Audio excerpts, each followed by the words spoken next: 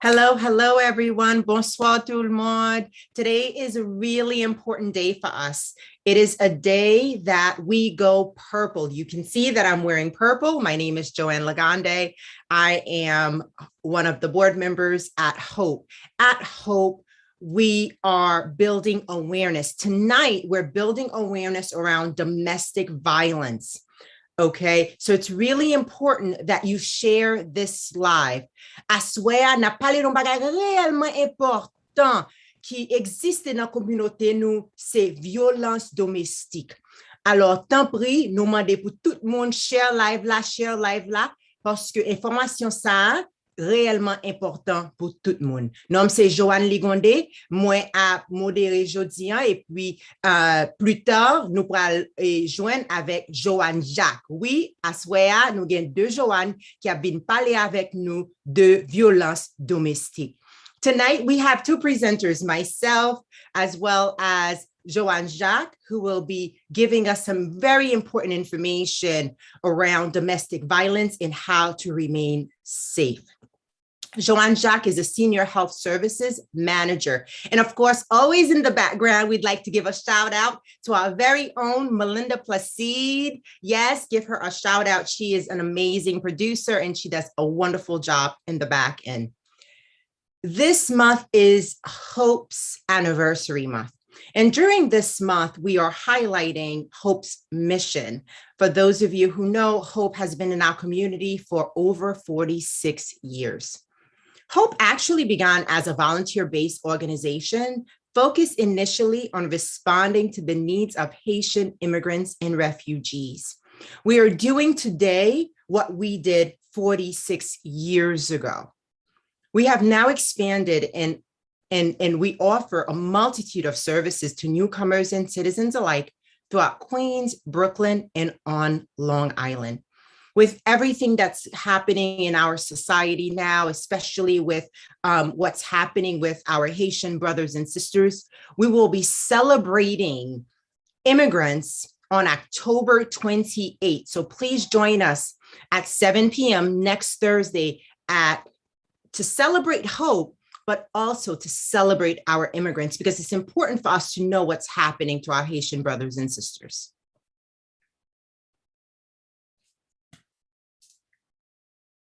So many of you have been to Hope's offices, and you know how welcoming we are and what an important role Hope plays in our community. Hope is a not-for-profit community agency that provides services that strengthens and empowers families to live successful lives.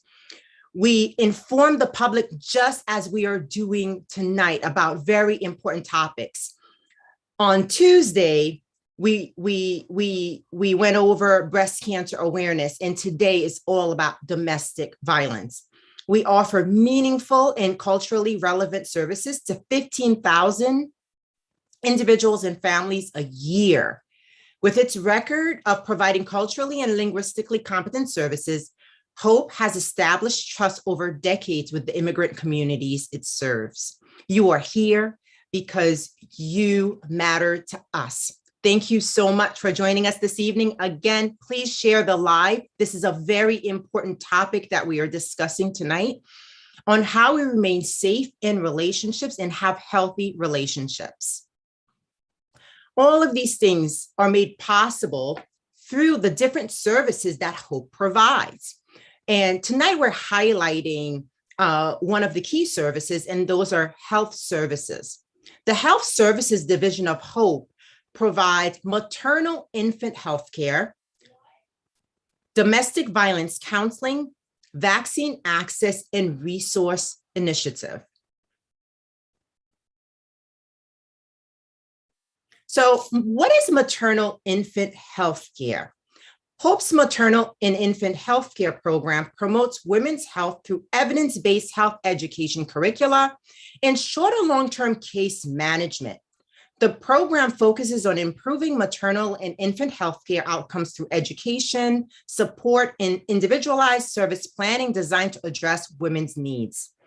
Our community health workers conduct health workshops and one-on-one health and parenting education in the home or virtually before, during, or between pregnancies. They help families access healthcare and community resources, continue their own education and employment, and support their child's optimal development. Division ça réellement important pour les femmes. Alors, fille enceinte, c'est réellement important que yo al ka docteur et hope by éducation support pour toute femme qui dans situation ça yo pour yo capable gagner un bon accouchement et yo gain tout support que yo besoin pour yo même avec pour petit yo avec toute famille yo.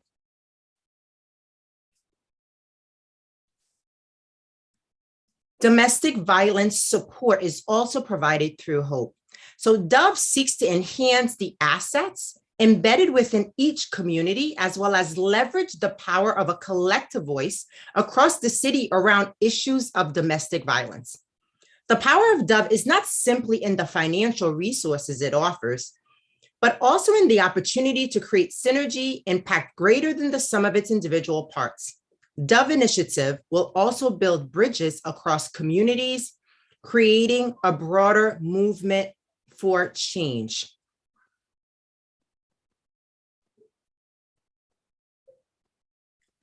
We provide vaccine access. So if you have not gotten vaccinated, please know that Hope has vaccines available for you. So please give us a call and come visit us, and we'll give you more information, and you'll get vaccinated right at the center. So the Vaccine Access and Resources Initiative provides COVID-19 related outreach and education to the Haitian and Caribbean communities. The initiative connects community members with vaccine information, vaccination points, and can set appointments for individuals.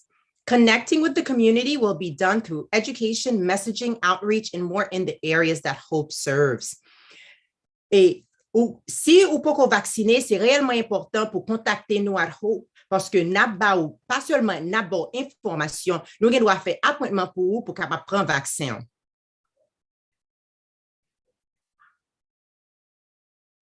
At this time, it is truly an honor and a privilege for me to invite Joanne Jacques, who is the Senior Health Services Manager at Hope, to give us some very valuable information on domestic violence. Joanne Jacques is the Senior Services Manager and oversees health services within Hope. She manages the infant mortality program as well as the maternal infant health program with the Department of Health. She conducts several educational workshops in case management for pregnant individuals and women of childbearing age. Joanne, welcome. Hi, good evening. Thank you, Joanne. I'm very happy to be here tonight to give everybody valuable information as it concerns to domestic violence. Welcome once again, everyone. So tonight we're going to talk about a very important topic. N'a pas parler d'un topic qui est très important qui c'est violence domestique. Si nous posons une question, qui sa violence domestique? En pile nan nou ka di quoi que c'est là que y a batton moun, y a pas abusé un moun. Oui, c'est ça lié, OK? So domestic violence mais qui ça lié? C'est une série de abus qui répétait tête li, qui répétait tout le temps dans différentes formes de abus. Et en pile fois, so many times, domestic violence li vini avec contrôle, l'orgon moun qui contrôle tout ça ou fait, les fini li gen rapport avec un moun que ou avec li, ex-partner, friends, or even family, zami ou bien famille, okay? So it's domestic violence is not even just physical or sexual abuse. It's often psychological abuse, il y a un abus psychologique, emotional, economic abuse, okay? So mainly perpetrated by men against women, but also occurs against men by women in the same sex relationship. So c'est pas seulement fille qui a subi domestic violence, mais garçon tout ka subi domestic violence too. So in average, nearly 20 people per minute are physically abused by intimate partners or family members in the United States. 20 moun par minute li trop, okay? Pour même 20 son numéro qui très petit, mais li en pile, okay? So 1 in 4 women and 1 in 9 men experience severe partner physical violence. And also they say that more than 20,000 phone calls placed to domestic violence hotline nationwide. And a lot of time, en pile fois, the presence of gun, à cause de kounya la gon paquet moun qui gen zam à feu ou bien qui gen weapon, qui gen une série de bagay dangereux, puis fort moun sa yo à risque pour yo commettre crime les que y a subi domestic violence ou bien abus. Okay? The second thing is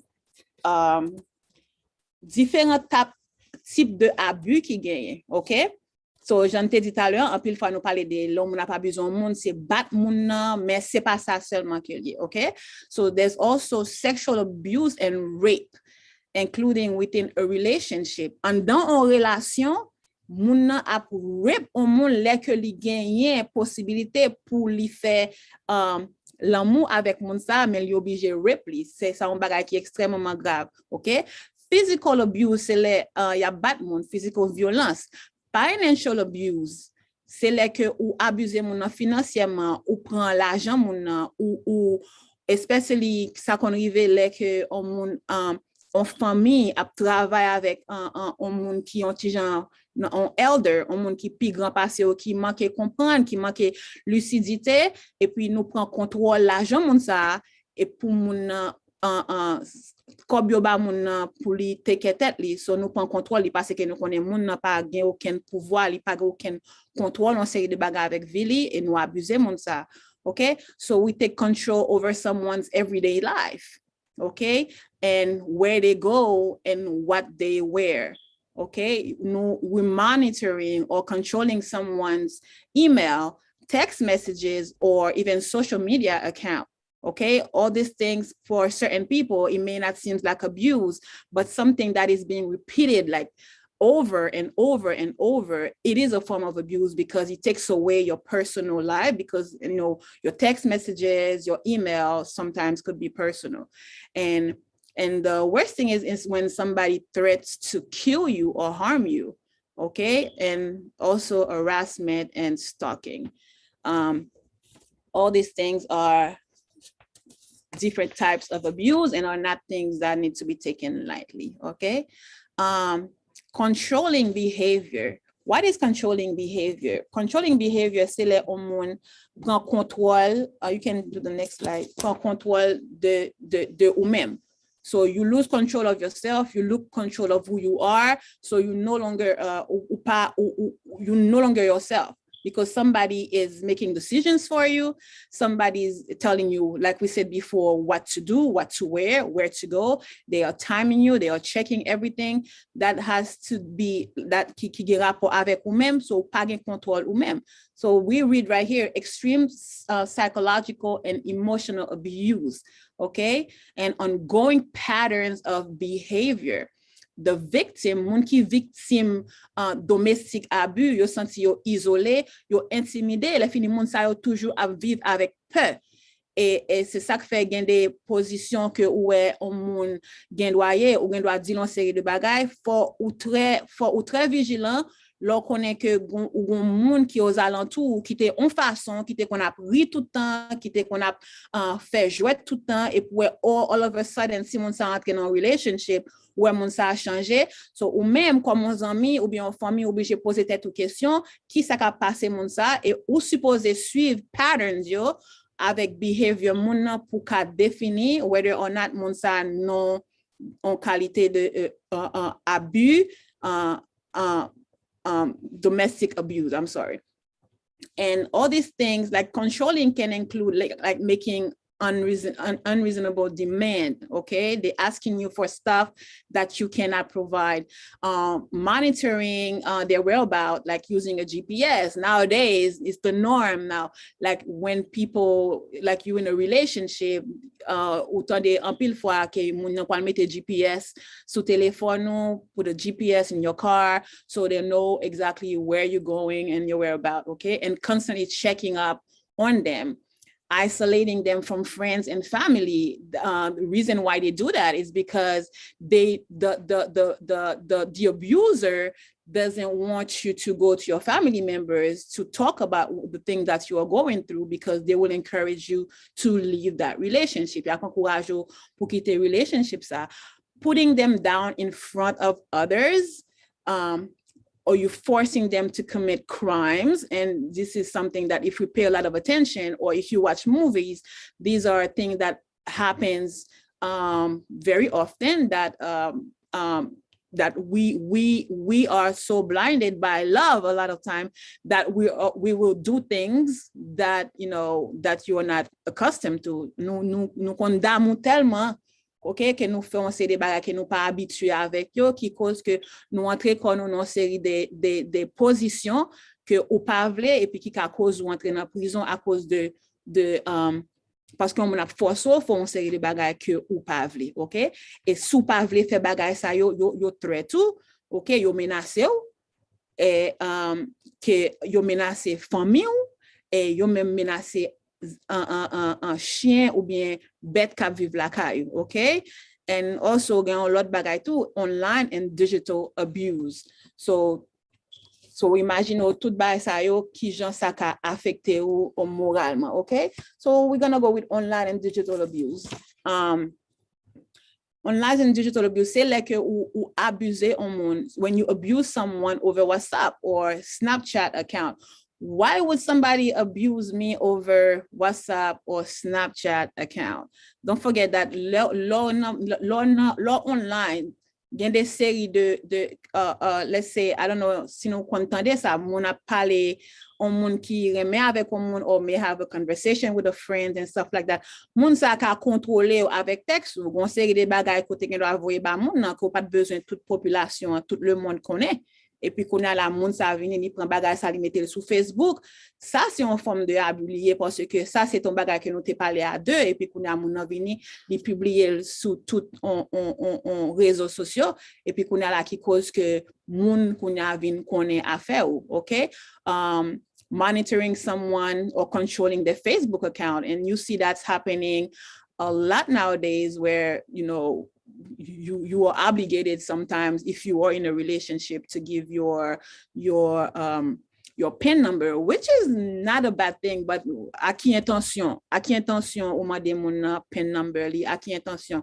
So en pile fois les nous non relation, when we feel like things are not going the way it's supposed to go, we have to be very cautious by not giving our information, okay? Revenge porno revenge, pa konen ki jan pou mta di sa en l'autre langue nan, but c'est là que ou voit une photo ou by un moun, et puis moun sa a décidé li gon compte avoir, li gon mauvais conversation ba ki faut fâcher, moun sa a décidé pour li exposer ou sous Facebook or elsewhere, okay? And like we said before, when you use GPS, spyware on someone's phone or computer to track their whereabouts, lo mette computer ou traquer mon GPS pour connaître exactement côté mon nan, en pile fois, mesdames et messieurs, ladies and gentlemen, that in the beginning of a relationship, si que on moun reme en pile, yo kon di kwa ke, wow, monsieur a remem tellement, li remem mwen gade la chache kote miye, c'est parce que la pese protéger, mbay sa yo.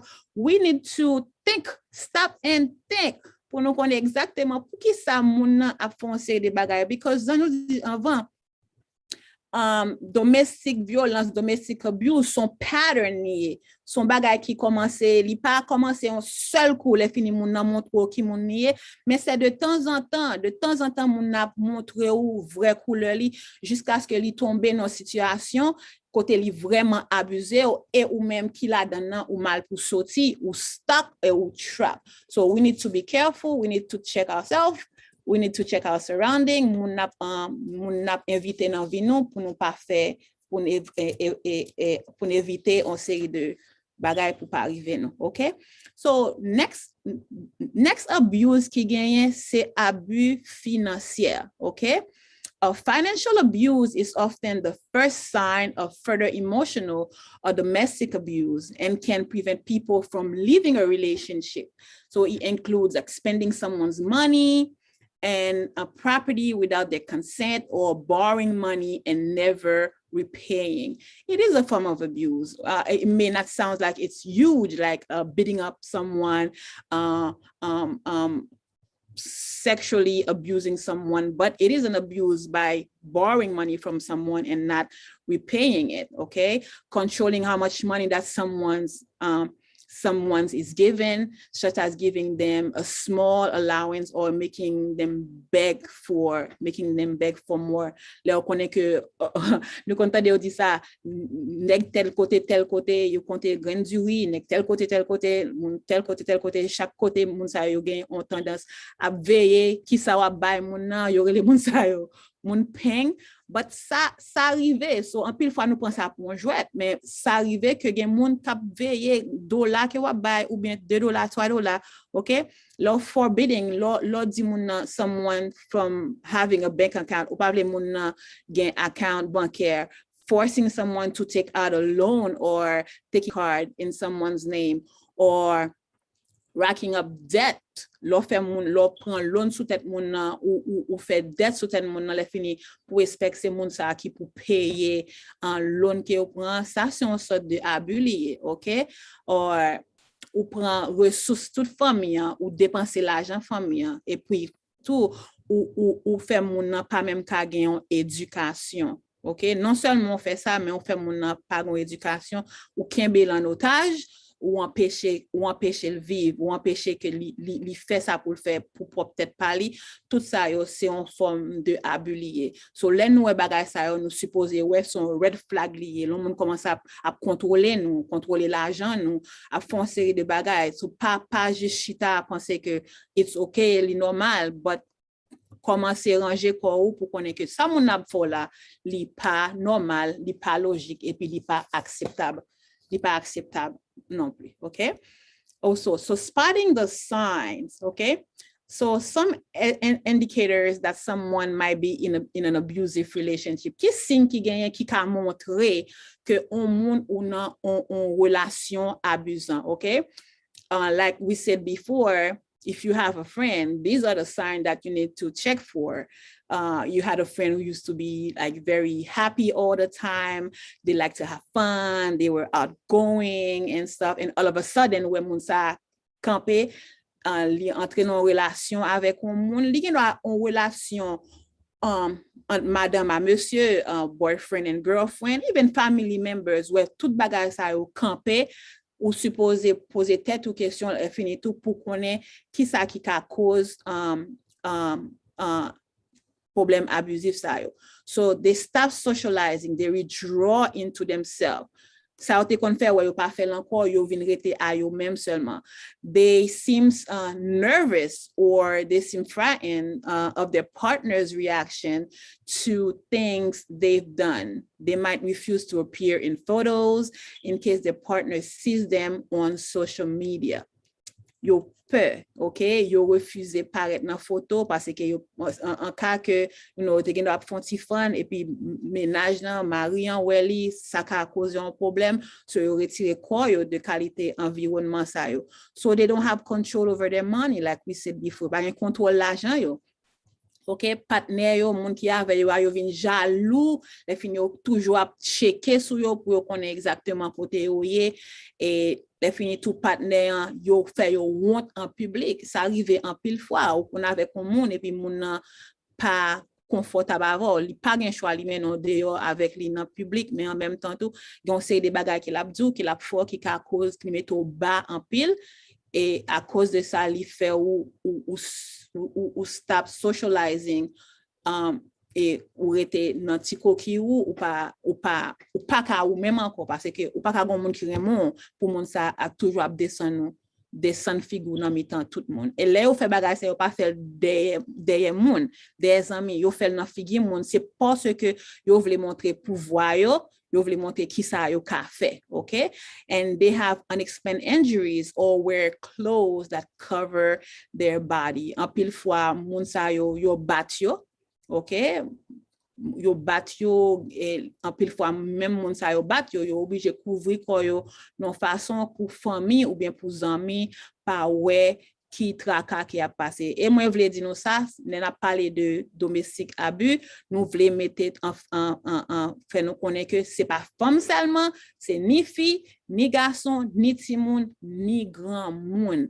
Pas gagner, pas une classe sociale, qui tout riche, qui tout pauvre, n'importe classe sociale où il y a ou ka fait expérience abus domestique.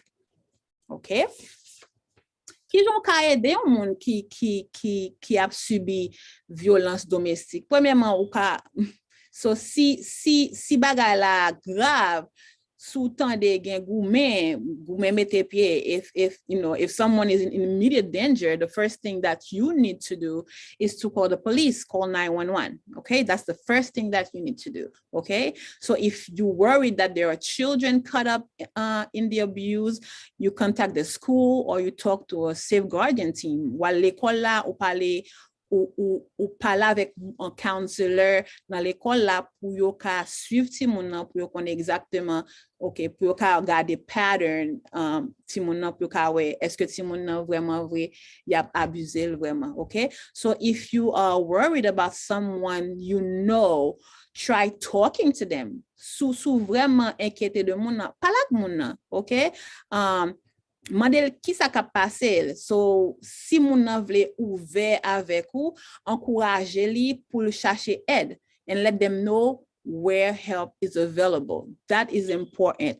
Ou pas di moun nan qui ça pour le faire mais ou dit comme ça que si que ou passer dans péripétie ça if you going through this mais qui ça que ou ka fait so li important pour moun k'ap tande mieux que ou pas courir di moun nan ça pour le faire moun nan reme moun ni OK mais li et ça pas reme nan moun nan li pas reme abus que moun nan fait là so li important pour nous tande moun ça pour nous pas bal conseil mais quitter le prendre décision parler OK so we also advise that, you should not report the abuse to the authorities on their behalf. C'est ça me dit nous pas supposé, sauf si gen goumen qui mette pied, zam mette pied, nous relé 911, mais c'est pas rôle nous comme amis, comme famille pour nous relé pour nous faire rapport pour moun parce que moun nan ka, j'aime te dire li ka remet moun nan ka abuser là mais li juste pas remet abus que moun a fait là, OK? As well as being very disempowering, this can be very risky and can result in consequences for the victim you cannot foresee. So, love fait bagay sa, le moun nan di on bagay ou kou yal parler de li, au lieu que c'est ranger ou ap ranger bagay pou li, ou ka cause lan mort moun nan. Moun nan vin à risque pour que un perpetrator, abuser, fait une série de bagay qui pas bon pour lui, qui quand même cause la mort moun. So, c'est important pour nous payer un peu l'attention avec ça, OK? Having the conversation, so if you ask someone whether they are suffering from abuse, they are more likely to admit it to them if you wait for them to say something, OK?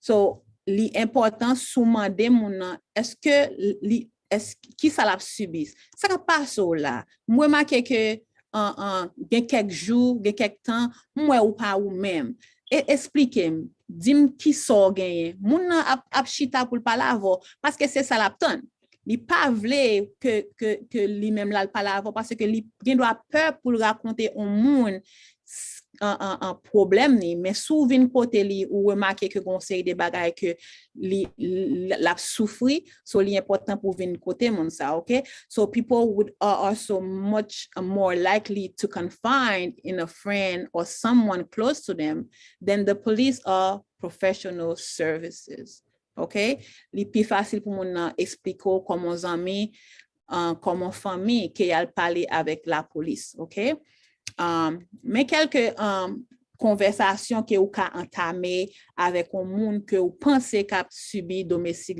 violence, right? So this is some conversation you can, it's like a starter conversation. Always have a conversation face to face. Parle avec moun nan face à face. Make sure you are in a safe environment, in a safe space, you know, where you will not be interrupted or overheard, and have enough time to have a chat. For make sure, prend précaution pour côté où y a ou parler avec moun nan, pas gen moun qui connaît côté moun nan yé, son côté qui safe, que moun pas tande conversation que ou gen entre ou même avec moun qui victime nan, okay? Approach the subject with obvious kindness and concern. Ou pas vin sou moun nan pour ki so kite moun nan batou, c'est là, ou si moun nan c'est si ou ka fel this ou ka fel that. No. Ou supposé approcher moun nan avec souplesse parce que moun sa déjà a souffri, mais fini faut montrer moun sa que ou concerné de lui-même, OK? Ou concerné de lui et fait yo connaît ou là pour aider yo et ou là pour supporter. Let them know that you are here to help them. You are here to support them in every way possible. Their wish is your command. They command you and you do what they ask you to do. Ou pas faire au-delà de ça yo mande yo, ça yo dou lan c'est ça que ou fait pour yo, okay? And also start off by asking how things are in their relationship. Mande yo kon bagay lan yi nan relasyon, or mention things that you have noticed in their behavior or the abusers. Okay, mande yo, me ki sa mwe marke, comment bagay yo yi explique. So moun sa lo pala avel kon sa ou bal kindness ou montre ko concerne la ouvert avec ou pour dire mais ki situation que lié. Okay? Souhaite so far tout le monde a capté de mieux. Nous comprendre et nous ka aider on l'autre monde nous connaît que cap subi domestique abus ou bien violence, okay? So having the conversation, so le que ou pa wè moun nan, okay, le wè moun nan, I'm sorry, ou di kwa ke we haven't seen much of you recently. Is everything okay? Mon façon pour approcher moun nan, okay? I've noticed you seems a bit down. Has anyone upset you? Remarqué que mon petit Jean ou moi esprit mon petit Jean low, moi spiritu bas. Est-ce qu'on okay? Okay, wow. She texts you a lot. Does she do that all the time? Conseil de bagay, conseil de ti mot clé que ou ka di moun nan lo que on série de bagay privé moun nan petit Jean trop souvent. Ou parler de lui. So si moun nan chita koto ou tande de temps en temps téléphone moun nan bloup bloup bloup bloup bloup. Oh, qu'est-ce qu'a texte ou là? Oh, ménage Jean-Marie, wow, mon nan texte envoyé trop message ba ou est-ce que tout bagay OK? Ou kon ça passé mais qui était de oui, moi j'en wap garder around autant qu'on moun qui peut. So lo approcher moun nan comme ça ou montrer le concerné ou dire exactement qui Jean loué bagay yo. Once again, moun sa pi facile pour li ouvert ba ou, li gen a pas ouvert ba ou même le mais la prend temps pour apprendre trust ou pour établir une relation avec ou pour chita avec ou pour parler pour dire exactement qui j'en lié, qui j'en li senti li et qui qualité de bagage que l'a traversé dans environnement li, OK? Les moun nan fin pala avec when after they done talking to you, after they opened up to you, just to let you know this is what they are going through, let them know you believe them. Because a lot of time, meki jen nou approche bagay yo, oh, Jean-Jean Batou, oh, ou pa la police, oh, ou pa fè se ou pa fè se la, en pile fois bagay sa yo, moun nan li peur fè li, non seulement moun nan peur, ok, mais en même temps tout, moun nan gen doit c'est sous moun sa li appuyer. Il y a des séries de décisions que moun nan poko ka prend tout autant que li pa pare. On dit par exemple moun nan vini li habiter avec moun nan, c'est sous compte moun sa que li gen si moun nan ka la avec moun nan. Est-ce qu'on ka juste dit lever pour la faire route li? Non, li pas capable. Li supposé gen plan li supposé connaît exactement qui ça pour le faire. Pour non seulement pour assurer un safety li, comme mon maman ou bien on papa, et pour tout pour l'assurer safety ti moun yo, qui côté ti moun yo pour aller. Plan A avec plan B, OK? So let moun sa pala avec ou. When that person tells you whatever is happening in their life, let them know that you believe them.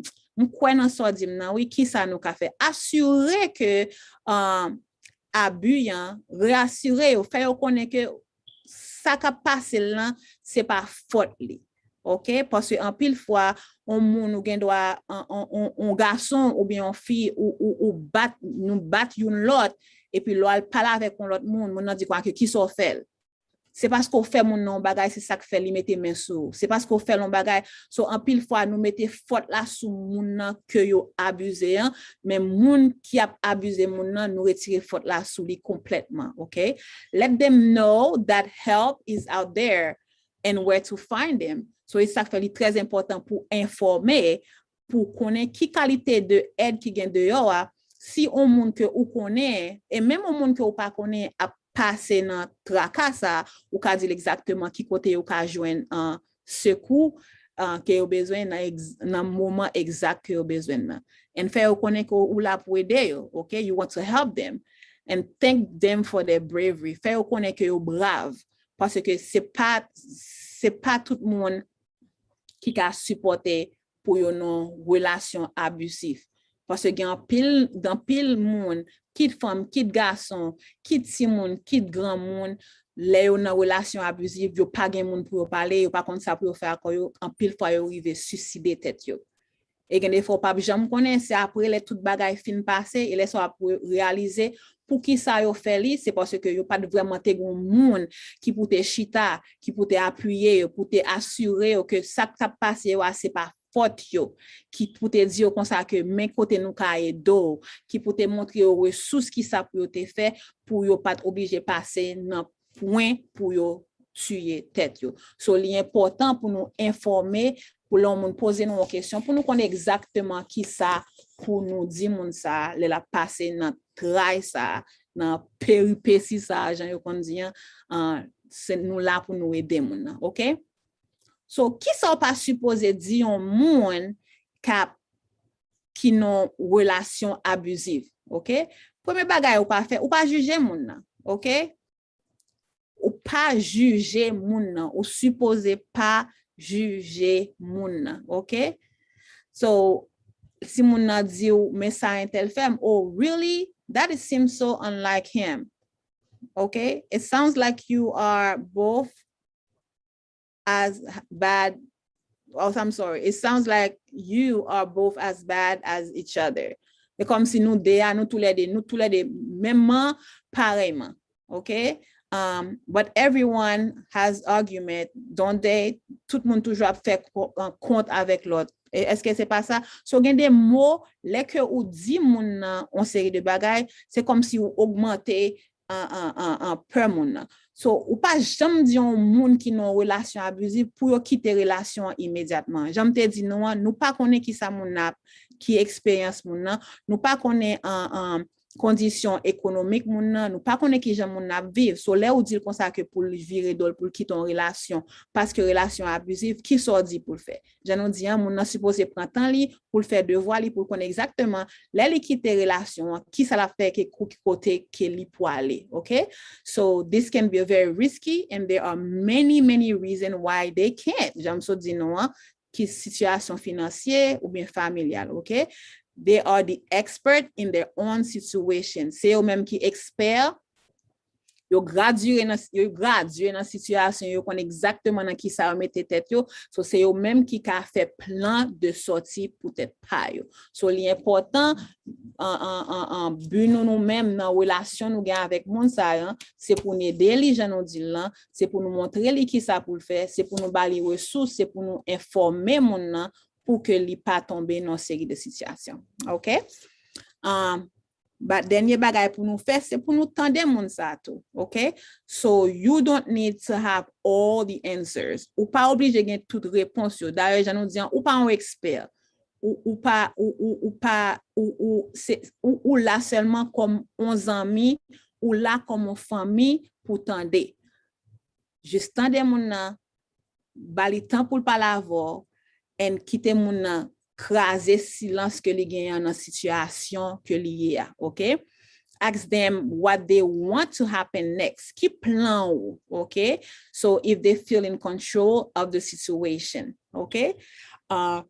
Emphasize that you are not in a position to give advice. Plan ou c'est pas pour give pour ba moun nan conseil. Only the expert can. Expert là c'est un monde qui qualifié pour ba moun nan en série de conseils, c'est moun sa yo qui capable ou même comme on ami comme en famille ou là pour ba support, okay? So ending a relationship with an abusive person is a difficult and risky decision. Okay, so they may take some time to work out how to do it safely, like I said before, and do not pressure the person to leave the relationship, like I said, if they are not ready, okay? If they say there's nothing wrong, if they don't want to talk about it, it's also fine, okay? And just let them know that you are there for them and they ever want to talk. If they want to talk to you, that you will always be there to not to give them advice, but to meet them halfway. Okay.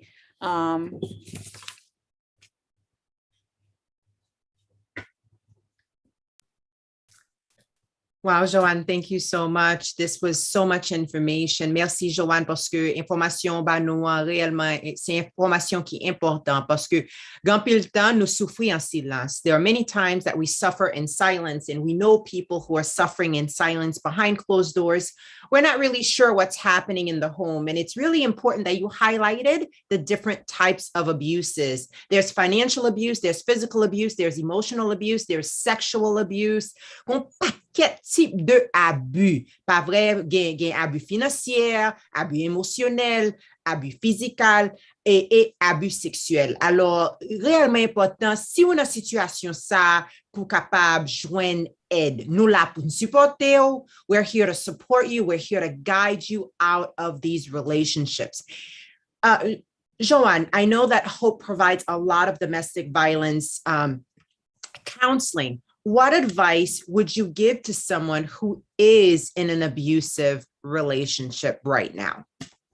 The advice would be first to seek help and seek help in silence. Do not let, if you are not comfortable with friends or family, to avoid telling them about what you're going through, because as much as they might want to help you, they might put you in extreme danger. Because once the perpetrator, the abuser finds out about it, they can threaten you or even take your life. So it's important to be informed, well-informed, like do your homework.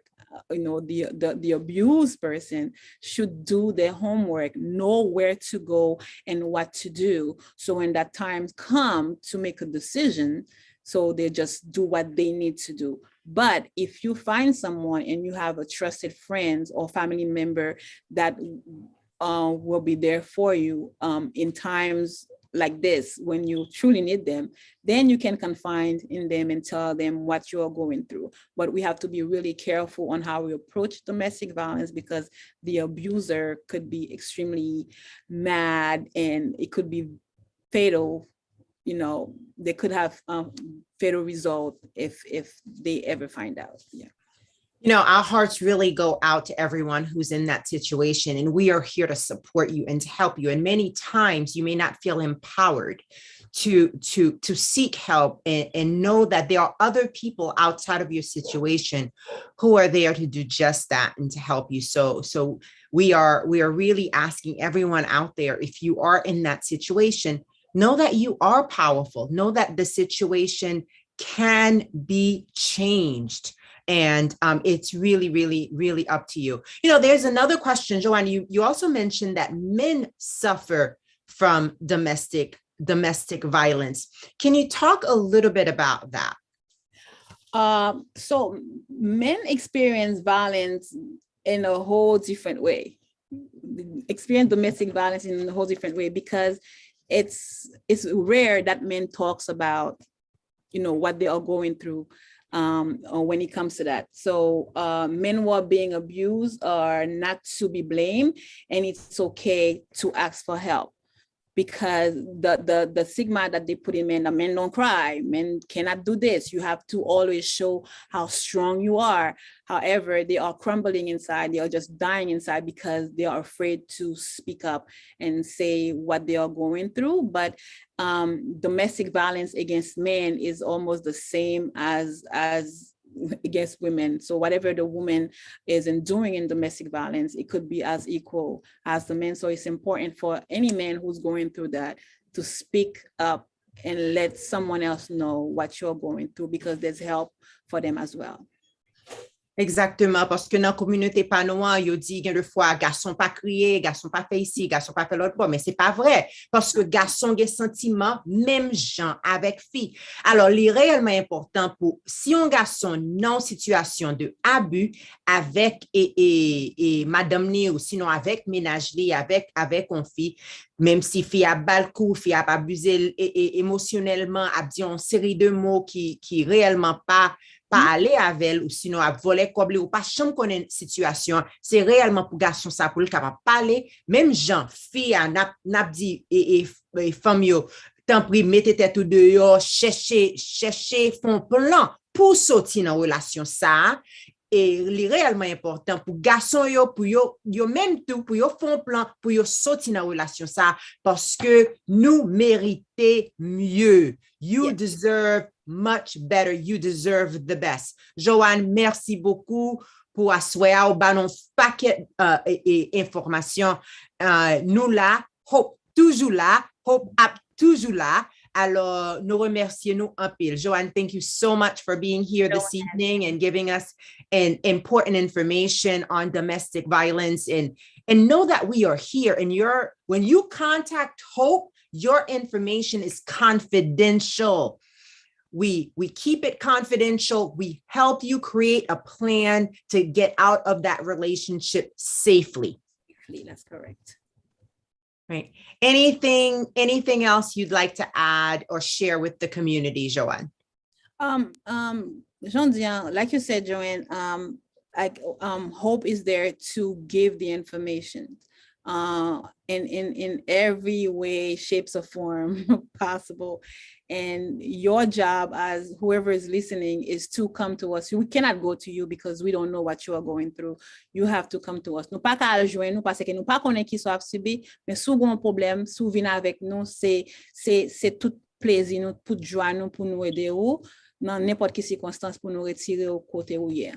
OK, so si nous besoin d'informations, nous doit aller Hope qui dans Brooklyn, nous doit aller Hope qui dans Queens, et nous là pour nous servir de 10h du matin jusqu'à 6h du soir, nous là pour. So welcome to Hope, everyone. Et si on est en position que violence à mettre pied, est réellement dangereux, tant pis, relais 911. You know, if you are in a situation where violence has taken place and your life is in danger, please get help and call 911 immediately. We have other hotlines here available. You can also call 311, which is the city's domestic violence hotline. We also have adult protective services, because sometimes the abuse actually happens. There's certain sexual abuses that happen in old people's homes. It happens in other environments as well. To learn more, please visit New York City's website at www.newyorkcity.gov/domestic violence. We are here to support you as a community. If you'd like to support Hope to continue to do this work in the community and continue to provide many services, please donate. Go to hopeinc.org/donate. We accept Zelle and we also accept Cash App. And don't forget that next Thursday, we will be honoring our immigrants. This country was built upon that premise, and Hope was created to support our immigrants. And so, vini honorer tout immigrant qui rete dans les États-Unis, n'a célébré 46e anniversaire Hope. Mais c'est pas une célébration qui pral, c'est pas fête n'a fait jou ça. Jou ça n'a joindre information, n'a mette tête nous ensemble pour nous capables réellement ouais côté pays nous y comment n'a bay support pour moun qui sorti dans pays yo qui vinn dans États-Unis. On that day, it will not be a celebration as we are customarily known for doing. That day will be a day of honor.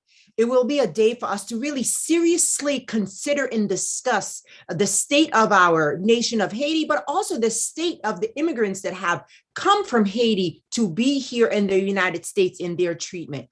Hope was created for that purpose, for us to continue to provide services and support to those who sacrificed their lives on many, many occasions to be here in search of a better life. So please save the date. We will see you next Thursday on October 28th. Thank you, everybody. Have a good evening.